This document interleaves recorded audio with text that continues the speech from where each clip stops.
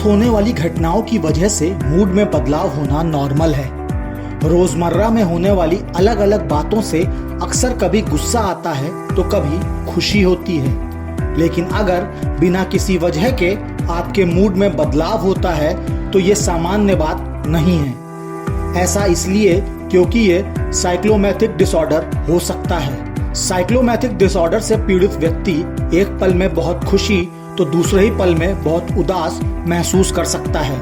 यह डिसऑर्डर एक तरीके से आपके मूड स्विंग के लिए जिम्मेदार होता है। नेशनल हेल्थ सर्विसेज के मुताबिक ज्यादातर लोगों के लक्षण इतने सामान्य होते हैं कि वे मेंटल हेल्थ ट्रीटमेंट लेने के बारे में नहीं सोचते हैं। उन्हें लगता है ये नॉर्मल प्रॉब्लम है जिसमें ट्रीटमेंट की जरूरत नहीं। हालांकि ऐसा नहीं होता। हर बीमारी की तरह इस डिसऑर्डर का इलाज भी होना जरूरी है, क्योंकि इसका आपकी पर्सनल और प्रोफेशनल लाइफ पर बुरा असर पड़ता है। साइक्लोथीमिया के मरीज की वैसे तो कोई आधिकारिक संख्या नहीं है, लेकिन फिर भी ये माना जाता है कि कई लोग इस समस्या से पीड़ित हैं। साइक्लोथीमिया एक मूड डिसऑर्डर है जो डिसऑर्डर के बाइपोलर स्पेक्ट्रम का हिस्सा बनता है। इसे हल्के बाइपोलर के रूप में भी जाना जाता है। इसी डिसऑर्डर से जुड़ी तमाम जानकारियों को साझा करने के लिए आरोग्य इंडिया प्लेटफॉर्म से जुड़ी हैं डॉक्टर पारुल प्रसाद। डॉक्टर पारुल बताएंगी कि आखिर ये डिसऑर्डर क्या है, इसके लक्षण क्या है, कैसे इससे बचा जा सकता है और इसका इलाज क्या है। आप लोगों ने बाइपोलर डिसऑर्डर के बारे में सुना होगा। बाइपोलर डिसऑर्डर में एपिसोड्स होते हैं जहाँ पर कुछ समय के लिए मेनिया या फिर डिप्रेशन हो सकता है। मेनिया में इंक्रीज्ड एनर्जी लेवल रहता है, दिमाग में बहुत तरह के विचार आते हैं, ये भी कर सकते हैं, वो भी कर सकते हैं, ज़रूरत से ज़्यादा अग्रेसिव हो सकते हैं, नींद 2 घंटे सोकर भी बहुत ज़्यादा एक्टिव महसूस कर रहे हैं। तो इस तरह के लक्षण को हम लोग मेनिया बोलते हैं।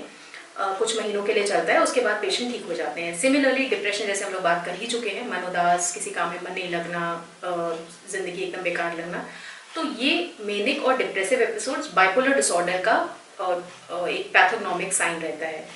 इसके अलावा जब बात करते हैं साइक्लोथाइमिया की, तो इसमें हमारे मल्टीपल एपिसोड्स रहते हैं इन्हीं सिम्टम्स के अगेन, बट इसकी सिवियरिटी उतनी ज़्यादा नहीं रहती है जिसकी वजह से आपको डिस्फंक्शन बहुत ज़्यादा महसूस हो या जिसकी वजह से आपको तुरंत लगे कि हमें डॉक्टर के पास जाना चाहिए। तो इसमें क्या होगा कि जैसे फॉर एग्जांपल आपका नींद डिस्टर्ब हो गया, आप पहले 8 घंटे सो रहे थे, अब आपको 3 घंटे सोने के बाद आप एकदम फ्रेश महसूस कर रहे हो, आपके दिमाग में मल्टीपल थॉट्स आ रहे हैं, आप बहुत ज़्यादा क्रिएटिव अपने आप को फील कर रहे हो, आपको लग रहा है हम पोएम भी लिख सकते हैं, हम जिम भी ज्वाइन कर लेते हैं, हम गिटार क्लासेस भी ज्वाइन कर लेते हैं। तो ऑल ऑफ अ सडन ये सारी चीज़ें आपके दिमाग में आ रही है। हो सकता है चिड़चिड़ापन थोड़ा सा बढ़ गया हो, बट ये उस लेवल का नहीं रहेगा जहाँ पर लोग आपको पिन पॉइंट कर सके कि इनके साथ कोई बीमारी है। सिमिलरली डिप्रेसिव एपिसोड जैसे हम लोग ने बात करी है इससे पहले भी कि परसिस्टेंट डिप्रेसिव डिसऑर्डर में जैसा रहता है उस लेवल का नहीं रहेगा, लेकिन आपको कहीं ना कहीं खुद में ये महसूस होगा कि अब मैं पहले की तरह उतना ज़्यादा प्रोडक्टिव नहीं हूँ, मुझे मेरा काम में उतना ज़्यादा मन नहीं लग रहा है और कहीं ना कहीं उदासी सी बनी हुई है। और इस तरह के एपिसोड्स जब बार बार आते हैं एक ड्यूरेशन के इंटरवल में, कई बार ऐसे बार बार आपके एपिसोड्स होते हैं, तो उसको हम लोग साइक्लोथाइमिया बोलते हैं। और जो ड्यूरेशन बोला गया है वो कम से कम 2 साल होना चाहिए जिसमें आपको ये एपिसोड्स इस तरह के आए। साथ ही क्यों होता है ये डिसऑर्डर, क्या इसके पीछे की कोई खास वजह भी है, इसको भी डॉक्टर पारुल प्रसाद से ही जानते हैं। फॉर एग्जाम्पल बाइपोलर डिसऑर्डर जो कि एक जेनेटिक अनुवांशिक बीमारी है, वैसे ही साइक्लोथाइमिया भी अनुवांशिक है। और इसमें जो फैक्टर्स मेजरली रिस्पॉन्सिबल रहते हैं, जैसे कि अगर मान लीजिए आपकी लाइफ में कोई बहुत बड़ा स्ट्रेसर है, जैसे कुछ लोग रहते हैं उनमें कोई साइकोलॉजिकल स्ट्रेसर, फैमिली में कोई प्रॉब्लम चल रहा है, उसकी वजह से वो चीज़ बार बार उनके साथ होता रहता है।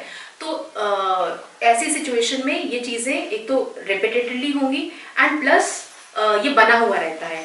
ट्रीटमेंट में आपको डेफिनेटली एक साइकियाट्रिस्ट के पास जाने की, एक डॉक्टर का हेल्प लेने की ज़रूरत है, क्योंकि इसमें आपका medical treatment as well as psychological treatment दोनों ही ज़रूरी रहता है। और फिर over a period of time आपको बताया जाता है कि कैसे आपका स्लीप, जो कि सबसे इंपॉर्टेंट पार्ट है जिसकी वजह से आप अपना साइक्लोथाइमिया को प्रिवेंट कर सकते हो, अगर आप 7 से 8 घंटे की नींद लेते हो और अर्ली वार्निंग साइंस आइडेंटिफाई कर लेते हो कि अगर मान लीजिए आपको लग रहा है आपका चिड़चिड़ापन सडनली बढ़ने लगा है या फिर आपको लग रहा है आपका मन उदास रहने लगा है, तो ये अर्ली वार्निंग साइंस है। आप तुरंत इन साइंस को पिक कर लो और आप समझ जाओ कि अब आपका बीमारी होने वाला है।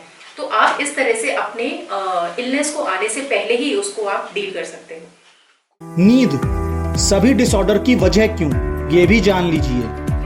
अगर हम लोग बात करते हैं स्लीप और साइकाट्रिक डिसऑर्डर्स की, तो इनफैक्ट जो सबसे पहला सिम्टम किसी भी पेशेंट में आता है जब भी वो कोई साइकाट्रिक इलनेस से जूझ रहा होगा, तो वो होता है डिस्टर्बेंस इन स्लीप। अब वो या तो नींद बहुत ज़्यादा हो रही है या नींद बहुत कम हो रही है, या तो नींद टुकड़ों टुकड़ों में आ रही है, दिन में सो रहे हैं। तो ऐसे बहुत सारे डिस्टर्बेंस रहते हैं जो आपको नींद में देखने को मिलते हैं। और स्पेशली जब हम लोग बात करते हैं डिप्रेशन की या बाइपोलर डिसऑर्डर की, साइक्लोथाइमिया की या डिसथाइमिया की, तो इसमें नींद वाला एलिमेंट तो बहुत ज़्यादा इन्वॉल्व रहता है।